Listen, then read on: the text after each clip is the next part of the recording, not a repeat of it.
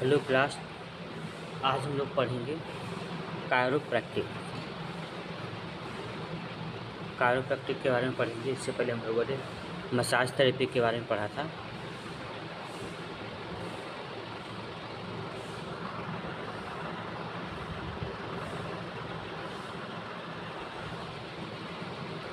Chiropractic is a health care profession that focus on the diagnosis, treatment and prevention of disorders of the musculoskeletal system, especially the spine and their effects on the nervous system. Chiropractic एक health care पेशा है, एक health care profession है, पेशा है जो musculoskeletal system यानी मांसपेशी और हड्डी के सिस्टम यानी हमारी मसल्स और बोन उसमें भी जो विशेषकर है वो स्पेशली द स्पाइन, खासकर रीढ़ की हड्डी, की समस्याएं और नर्वस सिस्टम पर उसके प्रभाव की पहचान, उनके प्रभाव की पहचान, उपचार और रोकथाम पर ध्यान देता है। तो ये क्या करता है कायरोप्रैक्टिक? ये हमारे बोन और मसल्स पे कार्य करता है। और मसल्स बोन मीन्स स्पेशल जो बताया स्पाइन पे कार्य करता है और नर्वस सिस्टम पे कार्य करता है, उसका उपचार करता है, बीमारियों की रोकथाम करता है, उससे संबंधित बीमारियों की रोकथाम। यदि देखा जाए तो स्पाइन से सारे ऑर्गन, पूरी बॉडी कनेक्टेड है। स्पाइन यदि देखा जाए तो हमारी बॉडी का मेन पार्ट है। स्पाइन यदि फ्लेक्सिबल है, ठीक है, तो हमारे ऑर्गन एक्टिव रहेंगे, ठीक रहेंगे, क्योंकि स्पाइन से भी नर्व निकलते हैं जो ऑर्गन पे गई हुई है, एक्टिव रहती हैं। और स्पाइन ठीक है, नर्वस सिस्टम भी ठीक रहेगा, नर्वस सिस्टम ठीक है तो स्पाइन ठीक रहेगा।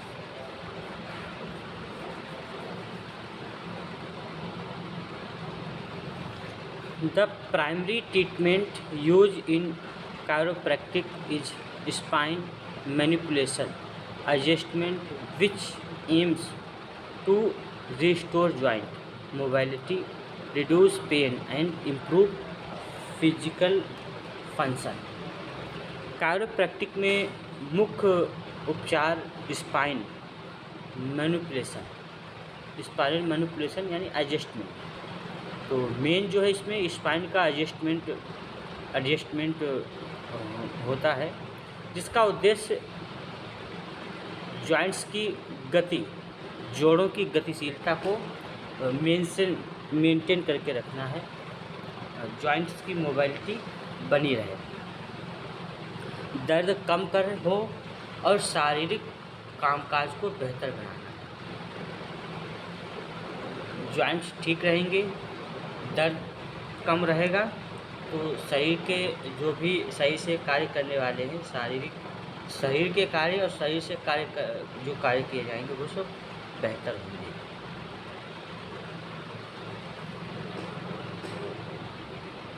कायरोप्रैक्टिक में मुख्य रूप से हमारी स्पाइन जो है उसका एडजस्टमेंट होता है, जिसका उद्देश्य है जो जॉइंट्स की मोबिलिटी बनी रहे, एक्टिव रहे और दर्द कम हो, और शारीरिक कामकाज को बेहतर बनाने, शरीर में जो भी कार्य होते हैं, शारीरिक कार्य और शरीर के माध्यम से जो कार्य होते हैं वो भी शारीरिक कार्य को बेहतर बनाना, अच्छा बनाना।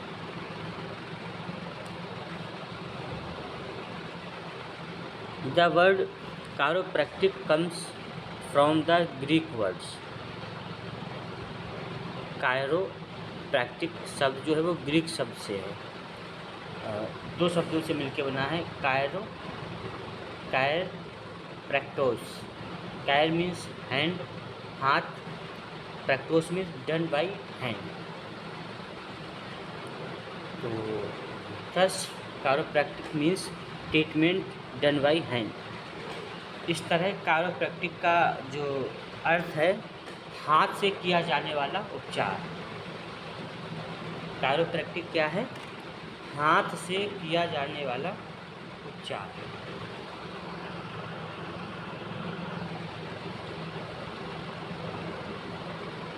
Definition according to the world federation of chiropractic.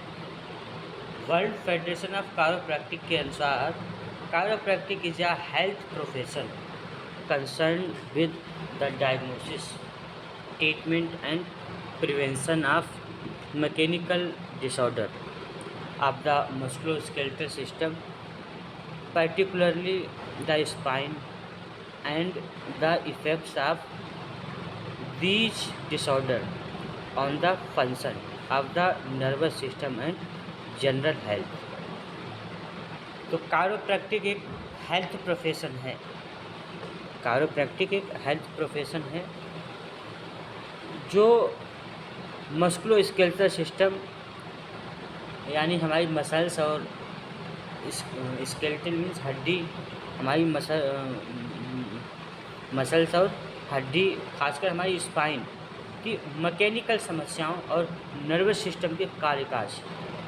तो स्पाइन की जो समस्याएं, उसके मूवमेंट में, उसके अलाइनमेंट में कोई भी गड़बड़ी हो गई, और नर्वस सिस्टम का जो भी कार्य है उसके कार्यकारण को सामान्य स्वास्थ्य पर इन अवस्थाओं के असर की पहचान, इलाज और रोकथाम से जुड़ा है। तो मस्कुलोस्केलेटल नर्वस सिस्टम की जो भी समस्याएं हैं उनके उपचार और उनके प्रभाव को पहचान के और उसकी रोकथाम से जुड़ा है chiropractic. History of chiropractic. Chiropractic was funded by Daniel David Palmer in 1895 in Davenport, Iowa, USA। Chiropractic की शुरुआत 1895 में डेवनपोर्ट, आयोवा, यूएसए में डैनियल डेविड पामर ने की थी। डैनियल डेविड पामर ने इसकी शुरुआत की थी chiropractic.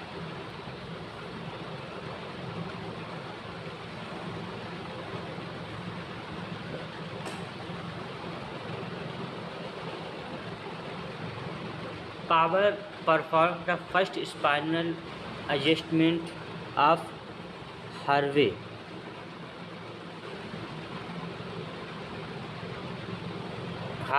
Lillard, who reportedly experienced improvement in hearing after treatment।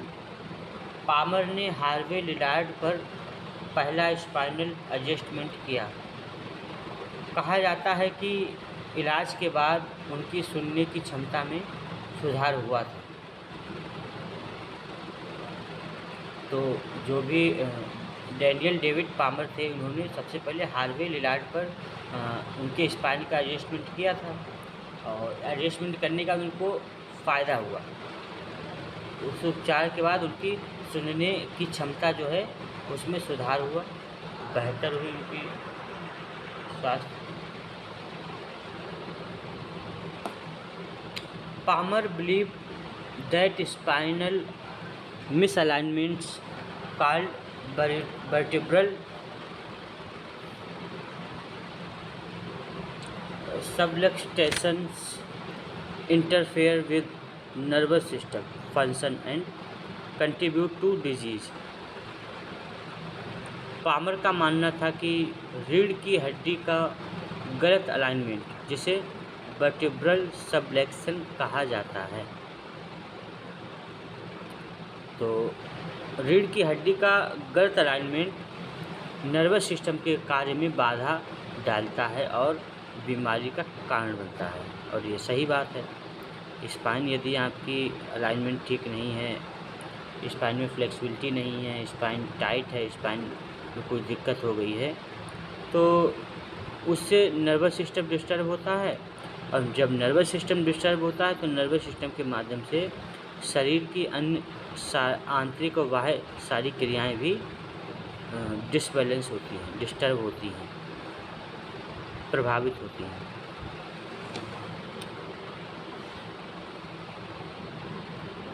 His son B.J. Palmer expanded chiropractic education, research and clinical practice worldwide. उनके बेटे जिसके D.D. पामर यानी डेनियल डेविड पामर के बेटे थे B.J. पामर, उन्होंने दुनिया भर में कायरोप्रैक्टिक की शिक्षा, रिसर्च और क्लिनिकल प्रैक्टिस का विस्तार किया। तो उनके बेटे ने इसका विस्तार किया, फैलाया।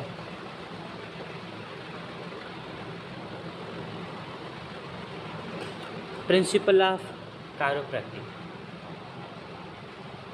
तो इसके क्या सिद्धांत हैं? The body has a natural ability to heal itself. शरीर में खुद को ठीक करने की प्राकृतिक क्षमता होती है। शरीर में खुद को ठीक करने की प्राकृतिक क्षमता होती है। The nervous system controls body function. Nervous system शरीर के कामकाज को कंट्रोल करता है। तो शरीर के जो भी कार्य हैं उनको कंट्रोल कौन करता है? Nervous system. Proper spinal alignment supports nervous system health. Restricted, तो रीढ़ की हड्डी का सही अलाइनमेंट नर्वस सिस्टम की सेहत को सपोर्ट करता है, यानी नर्वस सिस्टम हमारा ठीक रहेगा यदि स्पाइन का अलाइनमेंट ठीक रहेगा।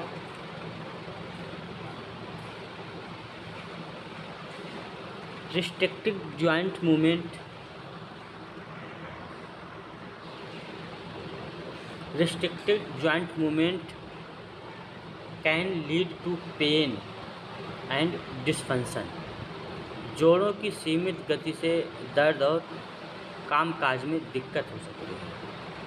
जो जॉइंट हैं शरीर के, उनकी सीमित गति से दर्द और शरीर के जो भी कार्य हैं वो उनमें दिक्कत हो सकती है, और होती ही है। यदि हमारे जॉइंट्स में कोई दिक्कत हो, जॉइंट्स में अकड़न आ जाए, दर्द होने लगे या गठिया में हमारे जॉइंट डिस्टर्ब हो जाते हैं, तो फिर हमारे कार्यकाज में भी दिक्कत होती है। और यदि अगर अलाइनमेंट ठीक रहता है तो कार्य भी ठीक रहते हैं। Lifestyle factors such as exercise, nutrition, posture and stress management contribute to overall health.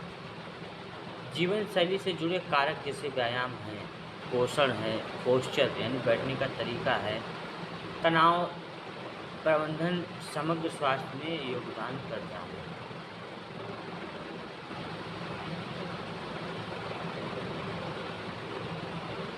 तो जीवन शैली से जुड़े जो भी कारक हैं, जैसे हमारे व्यायाम हैं, हमारा पोषण है, हमारा पोस्चर है यानी बॉडी की स्थिति, तो ये सारी चीज़ें ठीक रहें और स्ट्रेस भी ना हो, तो इनको ठीक करने में मदद करती है।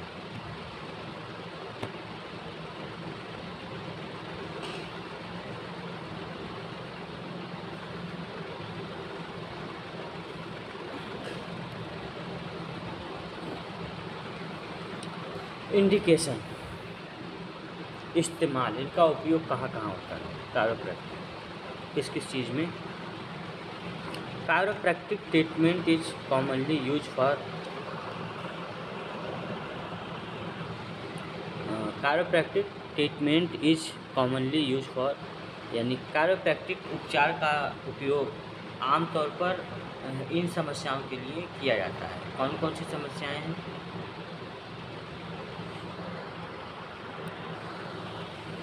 तो इसका उपयोग किन किन समस्याओं में होता है?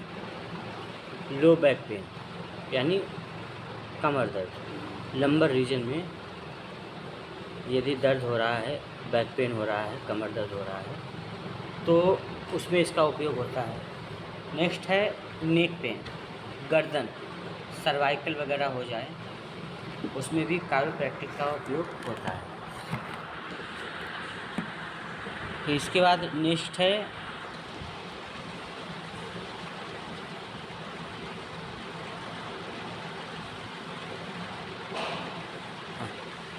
मैकेनिकल जॉइंट पेन, जो जोड़ हैं शरीर के जितने भी जॉइंट हैं उन जॉइंट में यदि पेन हो रहा हो, दर्द हो रहा हो, उनको भी ठीक करता है। हेडेक, स्पेशली सर्वाइकोजेनिक हेडेक, यानी सर्वाइकल के द्वारा जो हेडेक हो रहा है, जो दर्द हो रहा है, ऐसे हेडेक को भी ठीक करती है। मसल स्टिफनेस, यानी मांसपेशियों में अकड़ ना जाए, मांसपेशियों में यदि अकड़ आ जाए तब भी उसको भी ठीक करता है। स्पोर्ट इंजरी जिससे बोन अगर फ्रैक्चर वगैरह हो गई तो इसमें नहीं, लेकिन मसल्स में यदि कोई दिक्कत हो गई है तो मसल्स वगैरह को ठीक करने का कार्य करती है। साइटिका, यदि साइटिका नर्व परेशान करती है और किसी तरह की दिक्कत हो रही है चलने फिरने में, तब उसको भी ठीक करती है। शोल्डर पेन, कंधे का दर्द, यानी कंधे में पेन वगैरह हो रहा है, दर्द हो रहा है, उसको ठीक करती है।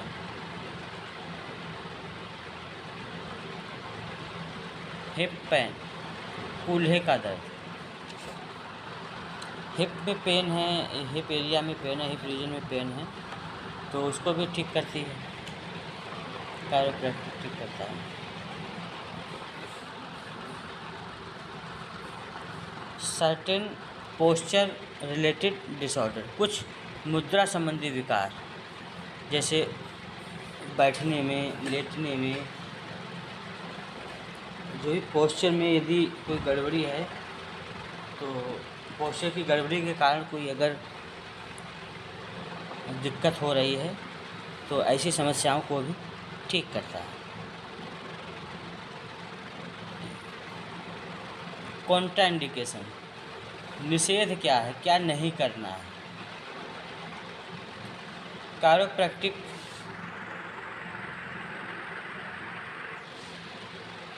Chiropractic spinal manipulation should not be perform in patient with, निम्नलिखित स्थितियों वाले रोगियों में कायरोप्रैक्टिक स्पाइनल मैनिपुलेशन नहीं किया जाना चाहिए।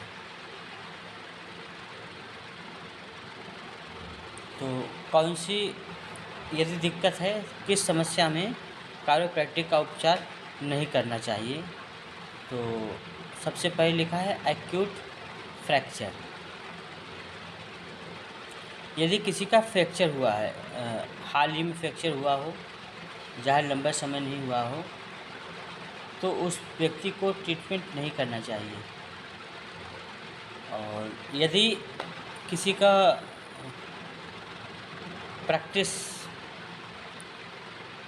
या फ्रैक्चर अच्छे से हो गया था, किसी का बहुत पहले फ्रैक्चर हुआ था, यदि उस जगह पे भी कायरोप्रैक्टिक करते हैं तब भी सावधानी बरतनी है कि ऐसा ना हो पुराना दर्द, पुरानी चोट फिर से उभर आए।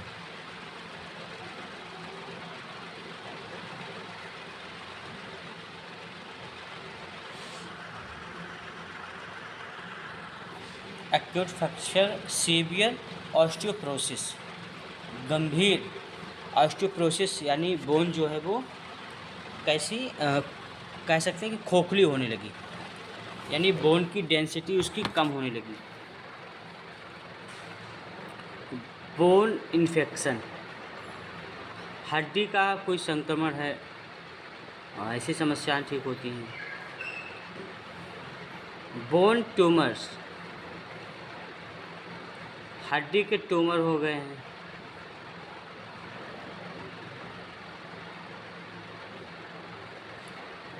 बोन ट्यूमर के बाद सीवियर स्पाइनल इनस्टेबिलिटी, रीढ़ की गंभीर रीढ़ की अस्थिरता, यानी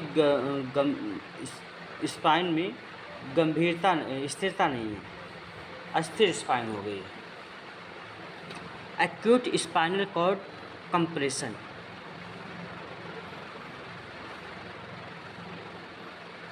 acute spinal cord compression, spinal cord compression यदि कंप्रेस हो रहा है या काँप रहा है।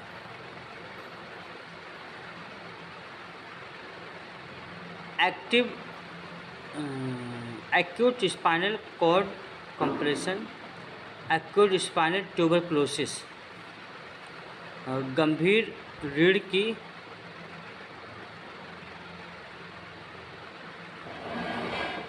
स्पाइनल टीबी हो जाती है। ट्यूबरक्लोसिस टीबी की समस्या यदि हो जाए, तपेदिक जिसको बोलते हैं, उसको भी ठीक करती है। बोन टीबी जो जिसको बोलते हैं, स्पाइन में होगी तो स्पाइनल टीबी हो गई। कंप्रेशन वगैरह होने लगे। Advance rheumatoid arthritis function the cervical spine, गर्दन की रीढ़ को प्रभावित करने वाला उन्नत रूमेटाइड यानी गठिया। सीवियर ब्लीडिंग डिसऑर्डर, गंभीर रक्तस्राव विकार।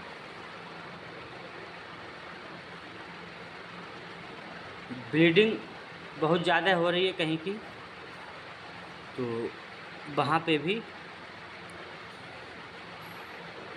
नहीं करना है। यानी फ्रैक्चर हो गया है, ऑस्टियोपोरोसिस है, कोई संक्रमण है, टीबी है, ट्यूमर है, स्पाइन स्टेबल नहीं है, कंप्रेस कर रही है और रक्तस्राव अच्छे से नहीं होता है, तो ऐसी स्थितियों में बचना चाहिए। रक्तस्राव ज़्यादा हो रहा है तो ऐसी परिस्थितियों से बचना चाहिए। ऐसी परिस्थितियों में कायरोप्रैक्टिक का उपचार नहीं लेना है, दिक्कत बढ़ सकती है, रिस्क हो सकता है। अब ऑस्टियोपोरोसिस जिसी को है, अब उसकी बोन पे यदि प्रेशर डाले, कहीं पता लगा टूट गई बोन, दिक्कत हो जाएगी। तो ऐसी परिस्थितियों से भी बचना चाहिए। कायरोप्रैक्टिक असेसमेंट, कायरोप्रैक्टिक जांच, असेसमेंट। बिफोर ट्रीटमेंट अ कायरोप्रैक्टर परफॉर्म,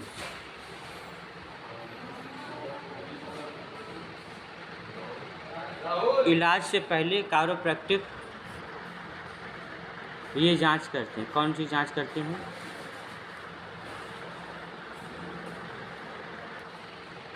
मेडिकल हिस्ट्री। तो हमको मेडिकल उसकी हिस्ट्री जाननी होगी सबसे पहले। ये सब कायरोप्रैक्टिकर का काम है, जो कायरोप्रैक्टिक करता है उसका काम है, जो प्रैक्टिस करता है। मेडिकल हिस्ट्री जाननी है। फिजिकल एग्जामिनेशन, शारीरिक जांच, शरीर की जांच करनी है, स्पाइन में, मसल्स में, या और भी कहीं कोई सीवियर प्रॉब्लम तो नहीं है। Posture range of motion testing, posture शरीर की मुद्रा की जांच, शरीर की कैसे बैठते हैं, कैसे चलते हैं, कैसे उठते हैं, कैसे लेटते हैं, ये पोस्चर भी देखना है। पोस्चर भी हमारे बैठने का तरीका, कार्य करने का तरीका, ये भी हमारे इंजरी को बढ़ाने में बड़ा अहम योगदान रहता है। तो ये भी चीज़ चेक करनी है। पोस्चर असेसमेंट के बाद स्पाइनल रेंज ऑफ मोशन, रीढ़ की हड्डी की गति की जांच, range of motion. Neurological examination, neurologic यानी नर्वस सिस्टम से संबंधित जांच भी होनी चाहिए। ऑर्थोपेडिक टेस्ट, ऑर्थोपेडिक टेस्ट भी होनी चाहिए कोई। इमेजिंग, एक्सरे, एमआरआई और सीटी स्कैन व्हेन इंडिकेटेड।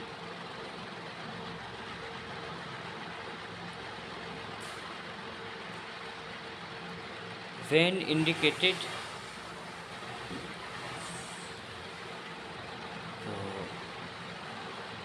ज़रूरत पड़ने पर इमेजिंग, एक्सरे, एमआरआई या सीटी स्कैन भी कराना चाहिए। जैसी जो ज़रूरत हो उस हिसाब से कराना चाहिए।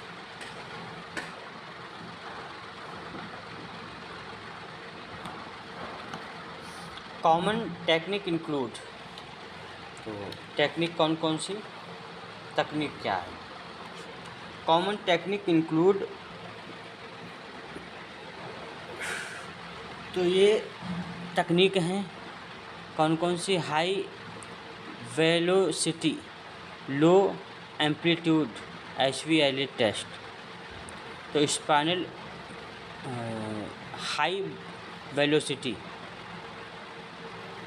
स्पाइनल मैनिपुलेशन एडजस्टमेंट में क्या देखना है, हाई यानी तेज गति कम आयाम HVLA वाला थ्रस्ट झटका, कोई झटका तो नहीं आया है, ऐसा कुछ हुआ तो नहीं है, यदि कोई समस्या है तो कायरोप्रैक्टिक में देखना पड़ेगा और उसी हिसाब से ट्रीटमेंट करना है।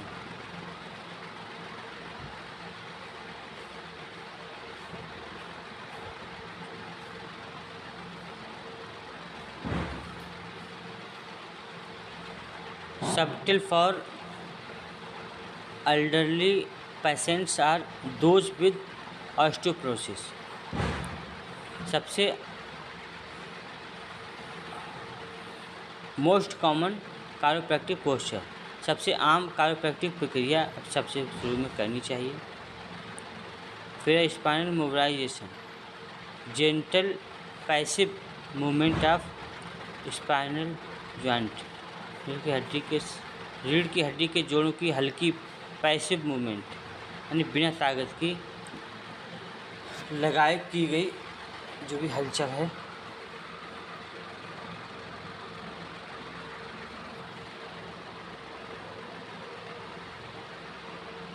Suitable for elderly patient are those with osteoporosis, बुजुर्ग मरीज या ऑस्टियोपोरोसिस वाले लोगों के लिए उपयुक्त है। ऑस्टियोपोरोसिस वगैरह हो रहा है,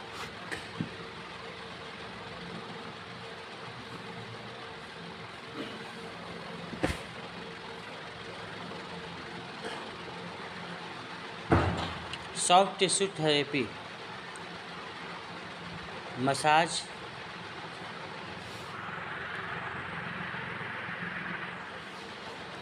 trigger point therapy, myofascial release. तो एक तो मसाज होती है सॉफ्ट टिश्यू थेरेपी के लिए जो कि कल हम लोगों ने देखी थी, और उसके बाद है myofascial release, trigger point therapy.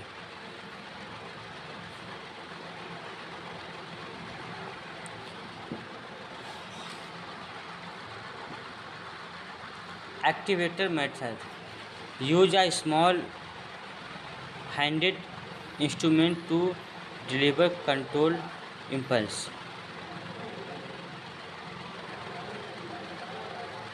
नियंत्रित इम्पल्स यानी इम्पल्स देने के लिए हाथ में पकड़े जाने वाले छोटे उपकरण का इस्तेमाल किया जाता है। Drop table technique, special table section drop slightly during adjustment reduces for is applied to the patient। Activator method, नियंत्रित इम्पल्स झटके देने के साथ हाथ में पकड़े जाने वाले छोटे उपकरण का इस्तेमाल होता है। एडजस्टमेंट के दौरान टेबल के खास हिस्से थोड़े नीचे गिरते हैं, मरीज पर लगने वाले जोर को कम कर सकता है, यानी जो झटके वगैरह पहले लगते थे वो कम हो जाएंगे।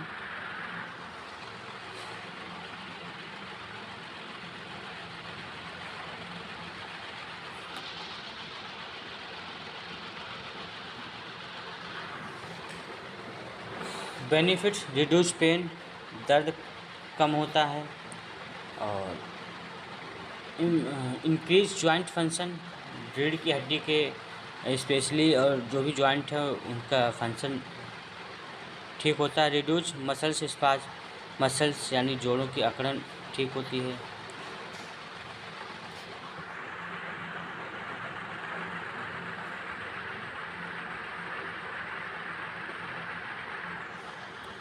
Enhance quality of life, enhance quality of life यानी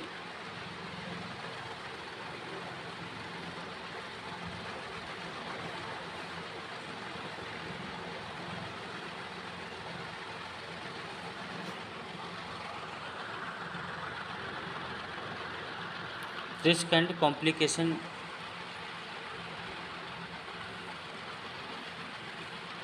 most side effect mild and temporary such as, कुछ साइड इफ़ेक्ट हो सकते हैं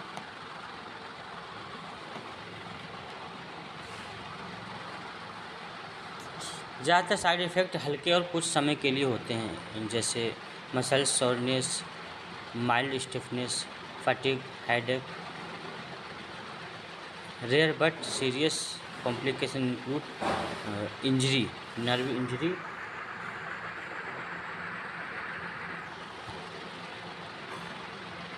worsening disc herniated stroke associated with cervical manipulation।